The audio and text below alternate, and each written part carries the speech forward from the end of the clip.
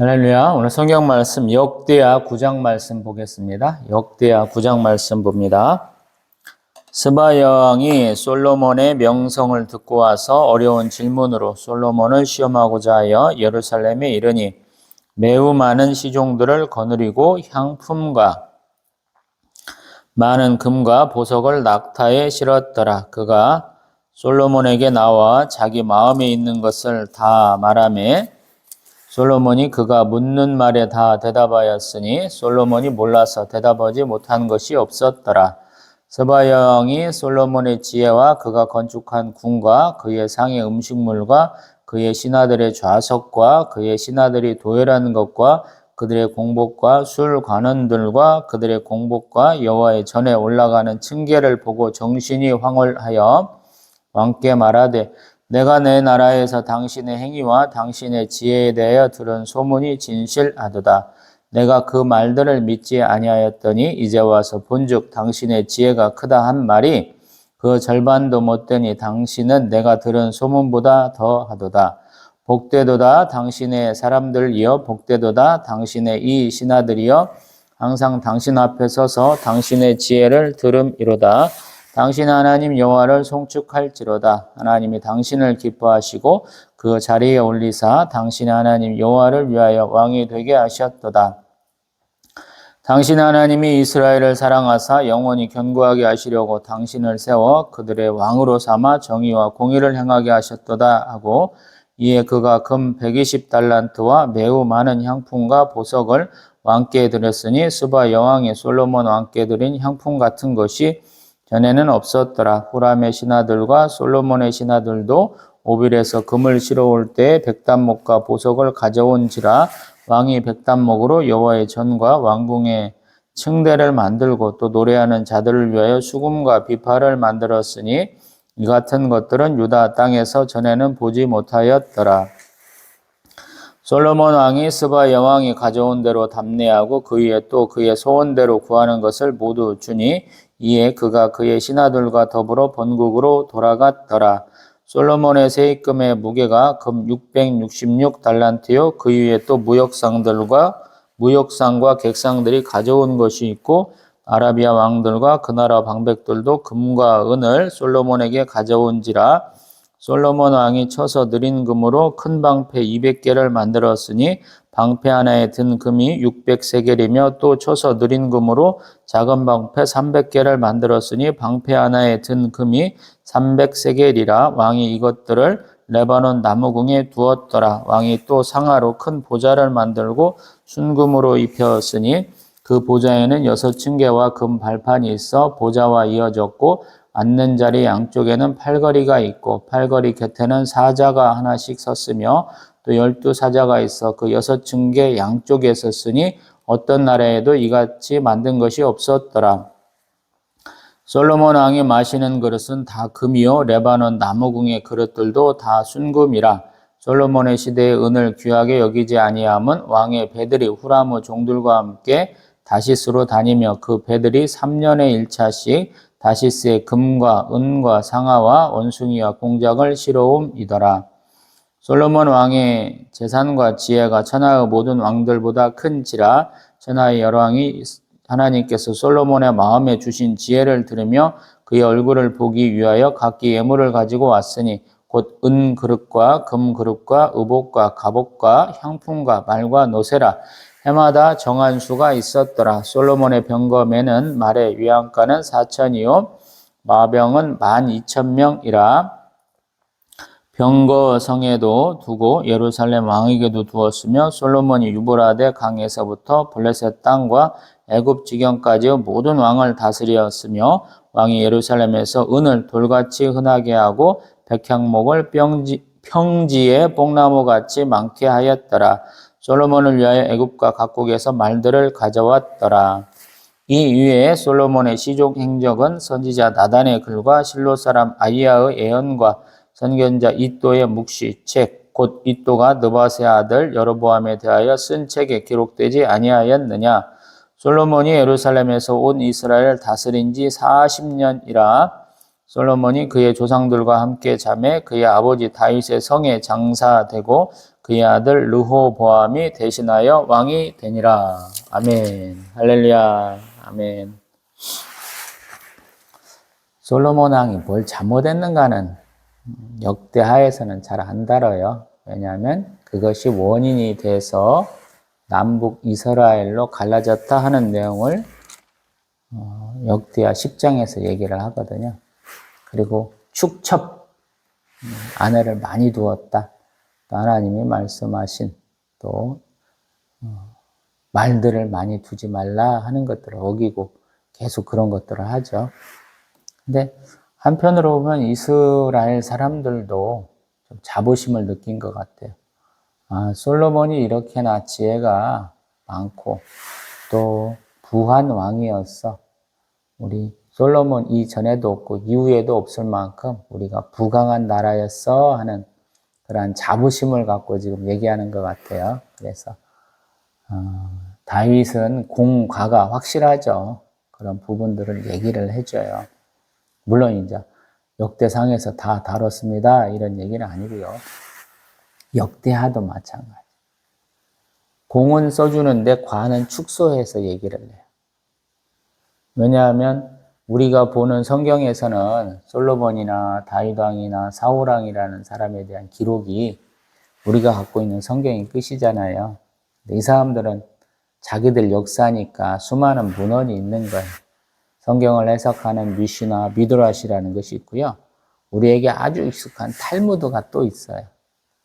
그 이외에도 여기서 언급되는 누구누구의 책, 누구누구의 글 이런 것들에 많이 남아 있어요. 그래서 우리가 성경이라는 아주 이만큼을 가지고 본다면 이 사람들은 요만큼 가지고 보는 거예요. 그래서 굳이 우리가 표준으로 삼는 글에 그것들을 다 넣을 필요는 없어 이렇게 되는 거예요. 저희들에게는 이 성경이 교과서도 되고 참고서도 되고 또 문제집도 되고 이런 상황인데 이 사람들은 그거를 분리할 수 있는 상황이다 이렇게 말씀드릴 수 있겠죠. 그래서 좋은 거, 아주 기쁜 것을 많이 해놨어요. 그래서 역대하 9장에서는 스바 여왕이 솔로몬을 만나러 온 거, 그것도 특별하게 솔로몬을 좀 시험해보고자 하는 내용들을 지금 쭉 설명하고 있어요. 이 스바는 어디입니까? 보면은 아라비아 남서쪽 또는 뭐 동아프리카 쪽 이렇게 얘기를 해요. 거기에서 향품, 많은 금, 보석들 또 많은 시종들을 데리고 왔다 그랬는데 대화를 해보니까 솔로몬이 너무 똑똑하더라라는 거예요. 당연하죠. 하나님 주신 지혜가 너무 많아서 거의 만물박사급이죠. 천하에서 유명한 사람들보다 더 지혜로운 사람이다라고 솔로몬을 얘기를 했었죠. 시편, 잠언 같은 것도 많이 지었다 이렇게 표현을 하잖아요. 뭐 조그마한 풀에서부터 백향목까지 모르는 게 하나도 없더라 이렇게 얘기하잖아요. 그 스바 여왕이 본 것들이 궁전, 또 음식물 내오는 거, 또 신하들 좌석, 의복, 뭐 여호와의 전에 올라가는 층계, 그러니까 시티 투어를 한번 한 거야. 시내 관람을 싹 하는 거예요. 굉장히 놀란 것이죠. 일상생활에서 이거 정말 놀랍다라고 관광 중에 더 놀라는 거죠. 그러면서 결국에는 우리 5절부터 8절까지 보면은 솔로몬의 모습을 보면서 하나님을 송축한다 그래요. 산상수훈대도 있죠. 너희의 착한 안식을 보고 하나님 앞에 영광을 올려드리게 해라. 이런 예수님의 산상수훈의 말씀이 있잖아요. 소금과 빛에 대한 내용으로 여기도 마찬가지. 솔로몬의 모습을 보니까 하나님이 참 위대하신 하나님이시다라고 스바 여왕은 고백하고 있는 것이죠. 그래서 예물도 드리고 또 답례로 솔로몬도 그에 해당한 것을 주었다라는 내용이 12절까지 있고요. 그 다음 13절 이후로는 그가 얼마나 많은 재산을 가꿨는지 이렇게 축적했는지에 대한 얘기를 쭉 해요. 그래서 나중에 이제 성전에 금으로 된 방패 를 얘기를 하잖아요. 우리 15절 보면 금방패 200개, 또 16절에 금으로 만든 작은 방패 300개를 얘기를 하잖아요. 이것도 뺏겨갖고 놋방패 만들어갖고 이렇게 뒀다가 내오고 다시 들여놨다가 다 내오고 이런 내용들이 나중에 또 나오잖아요. 큰 방패는 약 6.84kg, 7kg니까 뭐 그렇게 들으려면 들을 수 있는 그런 정도 되겠죠. 그 다음에 작은 방패는 한 3.42kg. 멋있었을 것 같아요. 그 다음에 우리 17절 이하로 보면 그가 만든 보좌가 어떤 형태냐라는 거예요. 우리는 21세기 사람이니까 세계 각국의 제국들이 어떻게 구성을 했는지, 자기들이 거주하는 뭐 왕궁이라든가 집무실을 어떻게 꾸몄는지 다 보고 있잖아요. 그래서 딱히 대단한 건 없지만 그 당시에는 다 금으로 또 멋진 사자상도 이렇게 세워놓고 있었다라고 얘기하고 있고요. 또 그 다음에 우리 무역했다라는 내용이 있었죠. 우리 8장 17절, 18절에 있었는데 그 내용을 또 한번 얘기를 하고요. 또 그 다음에 22절부터 우리 28절까지 그가 열왕 중에 으뜸이었다라는 얘기를 하고 있고요. 또 29절부터 31절까지는 그의 마지막, 그의 행적에 대한 얘기들을 쭉 하고 있고요. 30절에 보면 솔로몬이 예루살렘에서 온 이스라엘을 다스린 지 40년이다 그래요. 어찌 보면 40년을 한 세대라고 이 사람들이 정의하는 것 같다. 제가 창세기 다루면서 그 말씀 드려봤어요. 사울 왕도 40년, 다윗 왕도 40년, 솔로몬도 40년, 왼손잡이 예후시 다스린 지 80년간 평안했다 이런 표현도 하고요. 또 고난도 뜻하기도 하죠. 광야 40년 세월도 얘기하니까. 근데 고난과 걸부짓기보다는 한 세대. 왜냐하면 12정탐권 보내가지고 그 땅이 거민을 삼키는 땅이다 라고 해서 자기들 못 가겠다 그래서 울부짖어갖고 자기들 처자를 이렇게 걱정했던, 유아와 처자를 걱정했던 그 20부터 60세 사람들은 싹 죽잖아요. 한 세대라고 볼 수 있겠죠. 그래서 40세, 40년을 한 세대라고 보는 게 맞는 것 같아요. 성경에서는. 물론 제 개인적인 의견입니다. 이만큼만 놓고 봅니다. 올겨울 들어 가장 낮은 온도에 1도나 뭐 한 0도 가까이 되는 것 같아요. 자동차 유리에 보니까 성에가 쫙 끼어 있어요. 참 지난해 겨울, 아이고 올겨울은 내가 어떻게 잘 지낼 수 있겠나 걱정을 굉장히 많이 했거든요. 몸이 굉장히 안 좋았고 어떤 회복될 가능성도 없는데 그 한 해를 지나갔고 똑같은 시점에 또 왔네. 작년에도 정말 뭐 머리끝부터 발끝까지 안 아픈 데 없이 다 아프고 또 심령이 많이 상했죠. 제 생일 즈음에서 이렇게 개척에 한 해를 더해 갈수록 굉장히 힘들어지거든요. 저희가 9월 7일을 개척한 날짜로 잡습니다.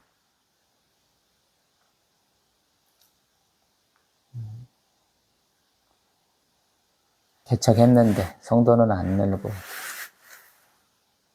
제 생일도 다 나오고 그러면 굉장히 제가 가을을 많이 타게 돼요. 이렇게 계속 목회하는 게 맞냐. 이 나이 먹도록 나는 뭐 했나.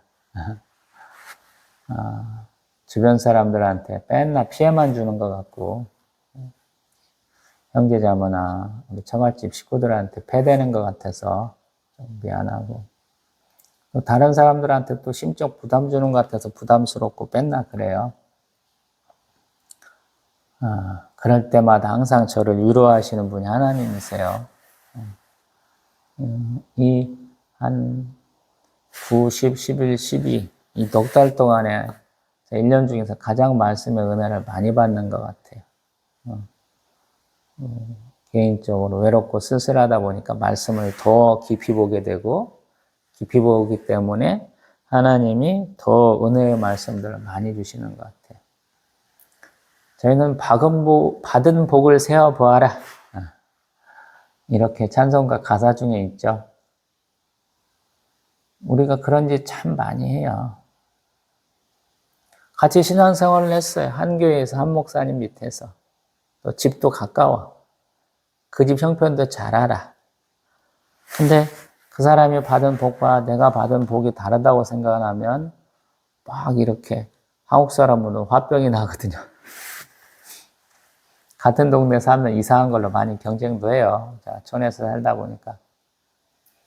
나락이, 벼가 잘 자라는 거, 농작물 심은 것이 잘 되는 것까지도 경쟁을 하거든요. 우리 교회에서도 그런 경쟁이 알게 모르게 심하잖아요. 마지막 부교육자 사회가 된 교회에서는 목사님이 신방을 하시는데 말씀이 다 똑같아. 모든 집에 다 똑같아.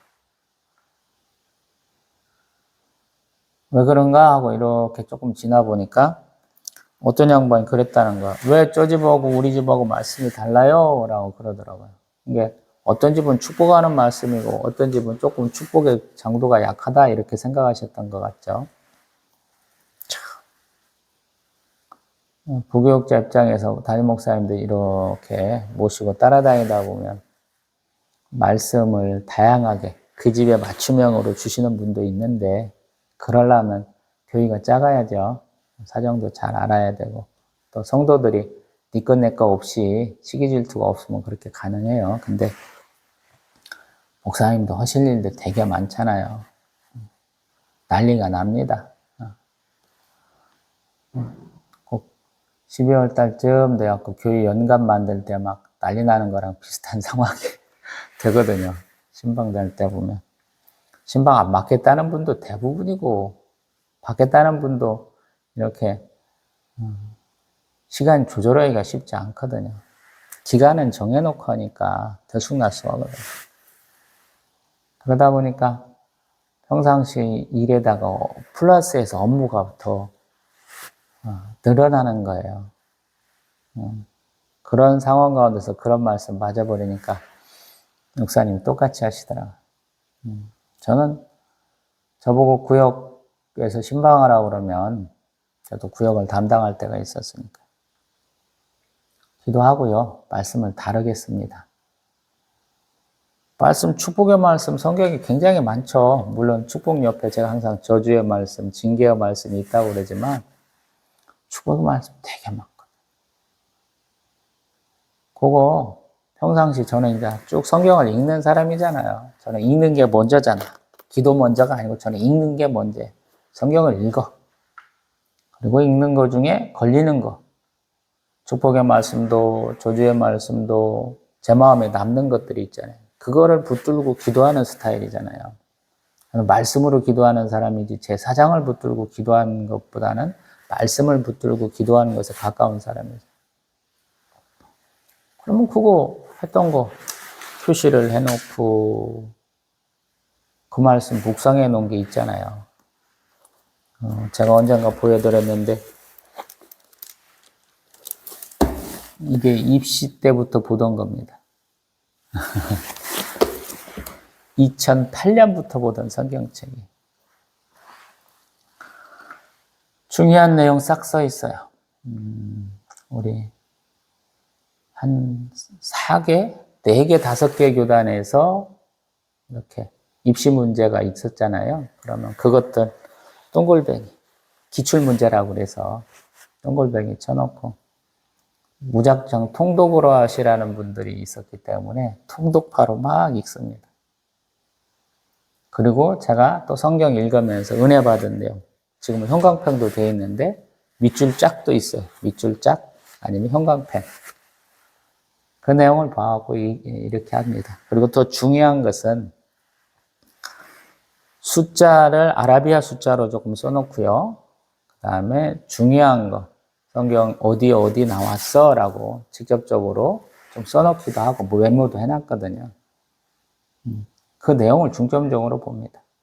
그리고 우리 선교사님들처럼 이런 거 없는 하얀, 아무것도 주석이 없는 하얀 성경책들 선교사님들은 좋아하죠. 왜냐하면 하나님 직접적으로 감동 주시라고 그렇게 읽으시잖아요. 근데 저도 사실 이렇게 시커멓게 울그락불그락하게 막 표시를 해놨습니다만 정작 성경 읽을 때는 별 의미 없습니다. 그냥 쭉 읽습니다. 성경을 몇 번을 봤는데 그거 보던다고 이렇게 보겠어요. 저도 맨날 보던 거 또 보는 건데.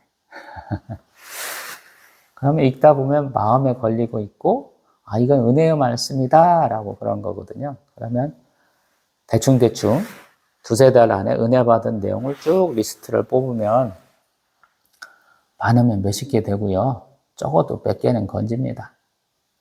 그러면 그거 갖고 할 수 있죠. 저는 그런 내용으로 신방도 하고 장례식도 가고 다 그랬어요. 굉장히 자유로운 영혼이에요. 말씀을 좀 그렇게 보시라라고 얘기하고 싶어요. 성경은 항상 성령의 감동으로 쓰여진 것이죠. 그리고 저는 원 저자가 하나님이시다라는 말씀을 창세기 때부터 다루면서 말씀드려왔어요. 원 저자가 하나님. 그게 더 정확한 표현인 것 같아서 제 나름대로 표현해 본 거예요.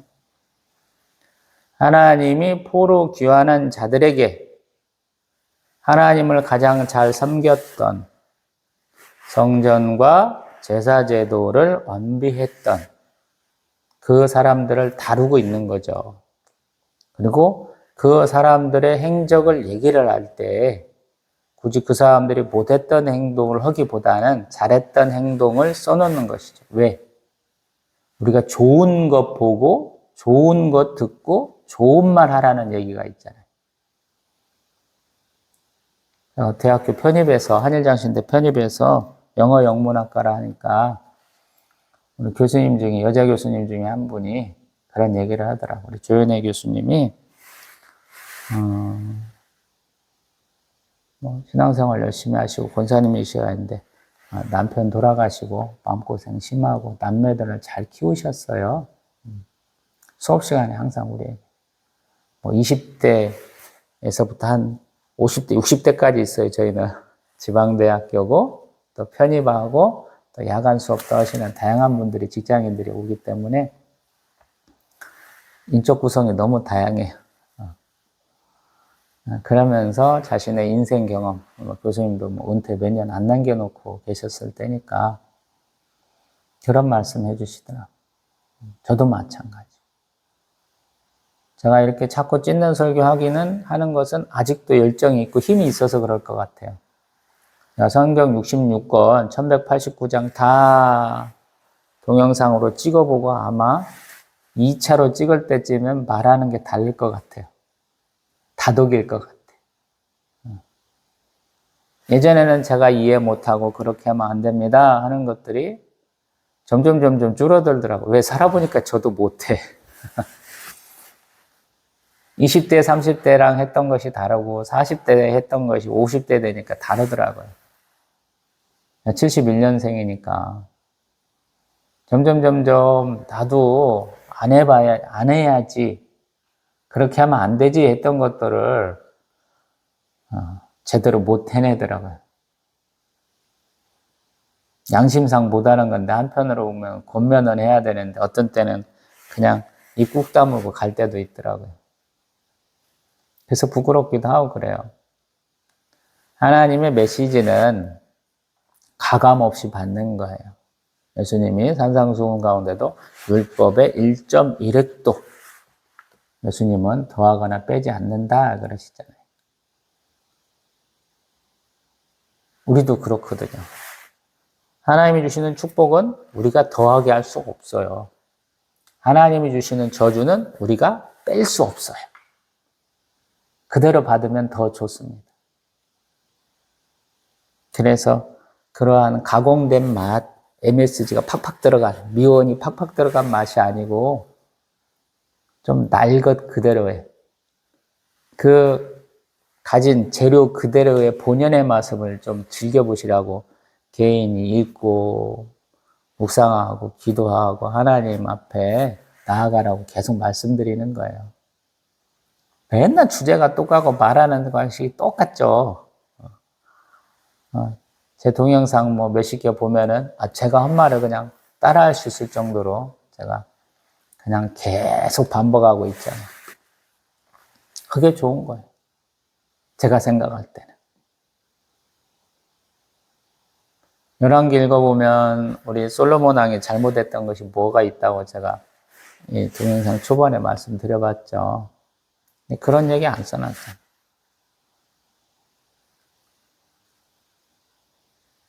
이스라엘 왕이 왜 이스라엘 자손들 가운데서 아내를 얻지 않냐고요.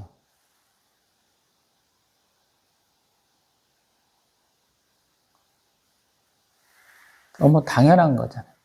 우리 모세가 두 번째 아내 얻을 때 보세요. 첫 번째 아내도 자기 마음대로 못 얻었는데 두 번째 아내도 이스라엘 백성 여자 중에서 얻지 않잖아요. 이게 형하고 누나가 굉장히 화내잖아요. 모세의 형 아론과 누나 미리암이 화내잖아요. 아마 누나는 더 발발 뛰잖아요. 그래서 하나님이 니들이 뭔데? 그래갖고 미리암한테 나병이 생겨가지고 그 나병이 깨끗하게 나은 것이 증명될 때까지 백성들 앞으로 나아가지도 못하고 그 땅에 머물러야 되는 사건이 있잖아요. 근데 솔로몬은 하나님이 사랑하셨어 라고 여디디야 라고 말까지 하잖아요. 별명도 하나님이 주잖아요.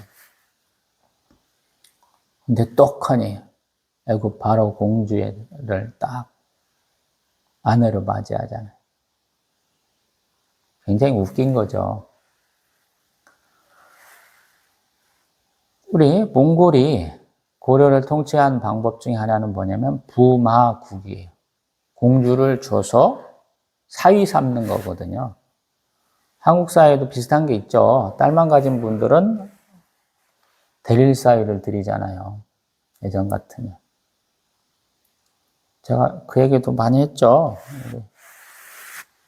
조선시대 때, 임진왜란 때도, 많은 사람들이 그때는 처가의 어떤 권위가 더 높아서 아기를 하나 얻을 때까지는 처가살이 하다가 아기 한둘 낳고는 다시 본가로 돌아오는 그런 때라고 말씀드려봤잖아요. 근데 이 사람들이 얘기하는 것은 객관적인 관점으로 보면 그냥 피식이에요. 저한테 얘기하면. 아이고, 아나꽁이다. 그래요. 근데 이걸 자랑스러워하는 거예요. 왜 이것도 안 해봤으니까. 이스라엘 커봐야 경상도 사이즈라니까요. 인구 많이 해봐야 경상도 사이즈예요. 대한민국 사이즈 돼본 적이 없는 나라예요, 이 나라가. 지들이 맨날 커봐야 그거 가서 다 헤렌 명령에 의해서 싹 청소하고 싹 인종청소하면서 뭘 하나 본 적이 별로 없어요. 솔로몬이 잘하는 것처럼 지금 이스라엘 땅에 있는 그 자손들 싹 잡아갖고 노역을 시켰어요? 되는 말입니까, 그게? 말이 그랬다는 거지. 남아도 그거 남자들 몇만 명밖에 안 남았겠어요. 더 많이 남았겠죠. 그래서 성경이 어려워요. 하나님은 원자자예요. 근데 우리가 아무리 생각해도 사실과 좀 다른 것 같아. 이성적으로 생각하면. 그래서 그 갭을 메워가는 거예요.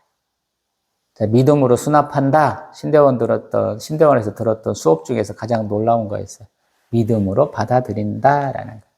내 머리는 이해가 안 가. 이성적으로는 절대 안 되는 말인데 그냥 받아들인다라는 거예요.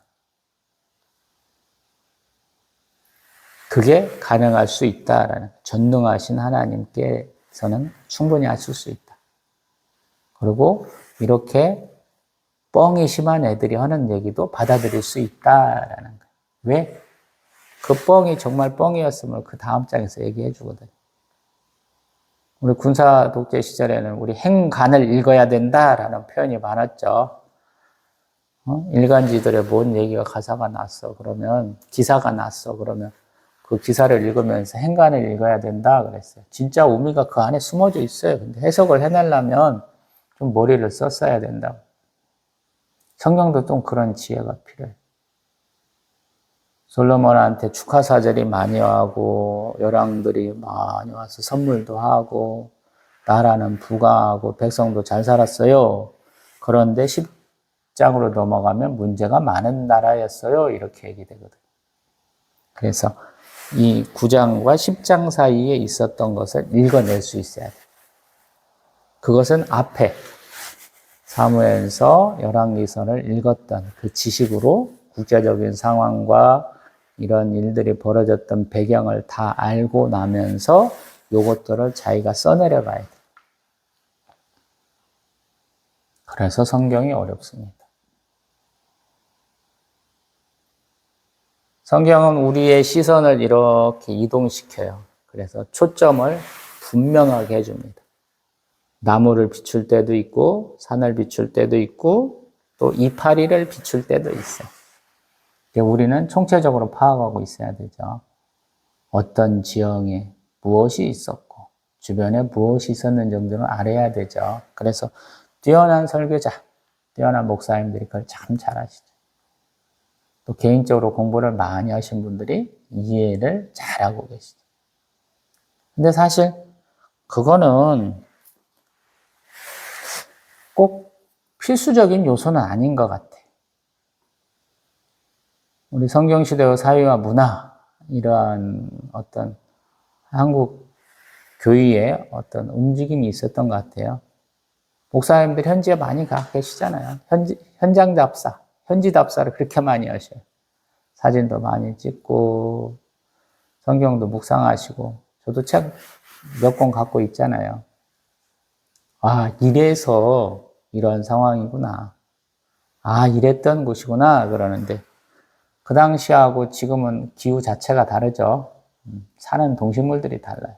자, 대표적으로 이스라엘 땅에 악어 모드로 얘기하고 사자 모드로 얘기하는지 아십니까?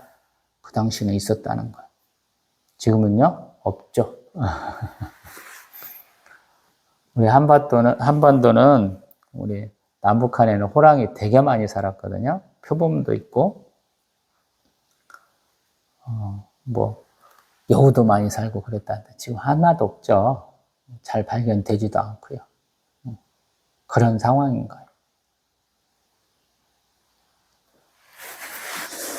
말씀을 마쳐갑니다. 내가 하는 일, 내가 했던 일을 평가하는 것은 나 자신이기도 하고 주변 사람이기도 하고 후대 사람이기도 하고 하나님이시기도 해요. 근데 가장 중요한 것은 하나님의 평가예요. 신약에서도 사도 바울은 네가 사도야? 네가 사도권이 있어? 라는 질문을 로마서나 고린도서 보면 굉장히 많이 받죠. 왜냐하면 그가 질병이 있기 때문에 말을 잘 못했던 것 같아요. 1차, 2차, 3차 선교여행 쭉 다니면서 요독이 많이 생겼을 것이고 아마 점점 좀 이렇게 상황이 악화된 것 같아요. 그래서 계속 의심받고 계속 조롱받고 그랬을 수가 있거든요. 근데 그럴 때마다 나는 누구인가 내 정체성을 얘기를 해요. 나는 하나님의 종이다 라고 그래요. 예수 그리스도의 종이다. 이방인의 사도다 그래요. 나를 판단하시는 분, 내 목숨을, 내 영혼을 주장하실 분은 하나님이다. 예수 그리스도시다 라고 얘기를 하면서 그 정면 돌파하거든요. 저희도 마찬가지. 이 사울왕, 다윗왕, 솔로몬 왕에 대한 얘기들을 역대상부터 쭉 와서 봤죠. 누가 판단하고 있어요? 우리는 이 성경의 저자가 판단하고 있지만 원 저자가 하나님이라고 그랬죠. 하나님이세요. 하나님, 우리를 평가하실 때 세세하게 다 따지시기도 하지만 큰 틀에서 보세요. 하나님께 얼마나 충성하고 순종했는지를 보신다, 이런 말씀이에요. 개인의 행복을 위해서 자신의 정의 실현을 한다고 행복 추구하고 좀 놀고 방탕한 모습도 하나님은 용서하시는 면이 있어요, 사실은. 그래서 주의 선하심, 인자하심을 이 사람들이 맨날 찬송하잖아요. 저희도 주의 선하심과 인자하심에 기대서 살거든요. 그래서 스스로 판단하는 것이 아니고 우리 안에 내주하신 성령 하나님이 우리에게 감동 주시고 또 우리의 중보자 되시는 예수 그리스도께서 우리를 평가해 주시거든요. 제가 가을만 되면 되게 가을 탄다고 그랬죠. 그때마다 힘주시는 분이 우리 교회의 머리가 되시는, 우리 청야교회의 머리가 되신 예수 그리스도시거든요. 한 해 한 해 연장시켜 주세요. 성도 하나도 없는데 그래도 열심히 해봐. 항상 그러시거든요. 그래서 항상 힘이 나요. 사람의 평가가 아니고 내가 믿는 하나님, 내가 사랑하는 예수 그리스도의 평가시니까. 하나님은 여러분을 사랑하십니다. 또 뵙겠습니다.